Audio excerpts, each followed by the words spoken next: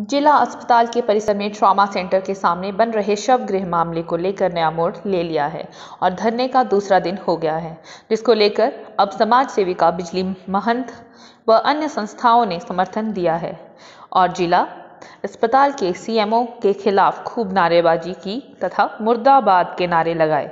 दूसरा दिन धरने पर बैठे हुए जाने के कारण अभी तक प्रशासन ने कोई कदम नहीं लिया है और उनके पास कोई मिलने तक नहीं आया है। उन्होंने ये भी कहा कि हर हाल में शवगृह को बनने नहीं दिया जाएगा।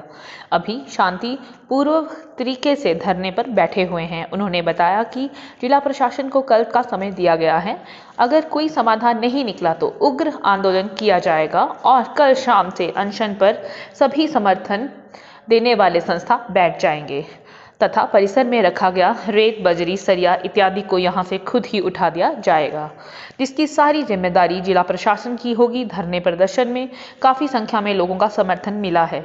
उन्होंने बताया कि अगर फिर भी शवगृह के बारे में नहीं सोचा गया तो सड़कों पर उतरने पर मजबूर हो जाएंगे, जिसकी सारी जिम्मेदारी प्रशासन की होगी।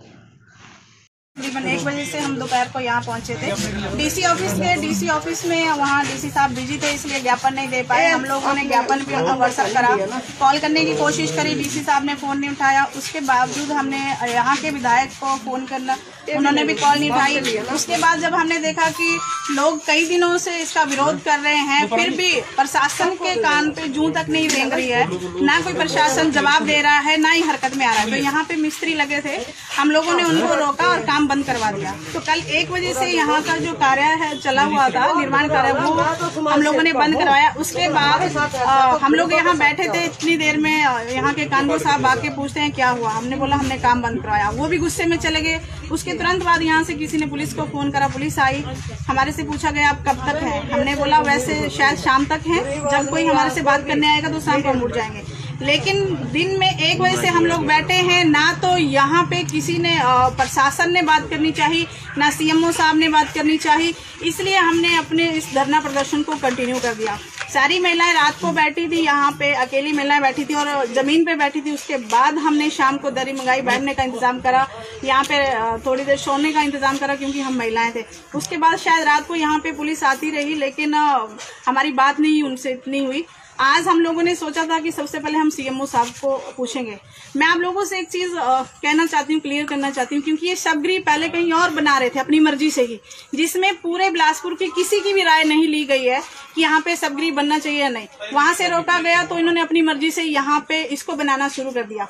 आप जरा इधर जब कैमरा घुमाएंगे देखेंगे, इसके नीचे की जो जमीन है वो पूरी वेस्ट हो रही है। ऊपर शवगृह बनेगा, नीचे की जमीन आपकी सिर्फ इसकी दीवार रहेगी नीचे को। अगर आपको इसको इतना काट देते हो तो मुझे लगता है नीचे सड़क से इधर तक ये भी जमीन हमारी काम आ सकती है, इसके ऊपर भी हमारी जमीन काम आ सकती है। लेकिन यहाँ पे इन्होंने क्या बहाना लगाया, यहाँ जमीन कम है और वहाँ जमीन ज्यादा है तो वहाँ पे कुछ और बना दिया जाएगा। आप एक चीज बताइए, शवगृह हमारा बन रहा है ट्रॉमा सेंटर के साथ। एक तरफ ट्रॉमा सेंटर है जहाँ पे रात को गर्भवती महिला ने आना है, बच्चों ने आना है, बुजुर्गों ने आना है, हार्ट पेशेंट ने आना है, और दूसरी तरफ हमारी कैंटीन। यहाँ पे लोग जो अपने पेशेंट के साथ आते हैं और खाना भी खाएंगे, नीचे जाएंगे भी, तो एक तरफ आपके सब पड़े रहेंगे। ठीक है, हमारे हॉस्पिटल का हिस्सा है, लेकिन क्या यहाँ पे ही बनाना जरूरी है? आपको पता है जब एक डेड बॉडी कितने घंटे के बाद उसमें संक्रमण फैलने लग जाते हैं, तो वो यहाँ पे भी फैलेंगे। 2-3 दिनों तक जो लावारिस लाशें हैं वो रखी जाती है डेड हाउस में, जब वो यहाँ पे रहेगी सड़ी गली हुई लाशें, तो वहां से कितनी बीमारियां फैलेंगी।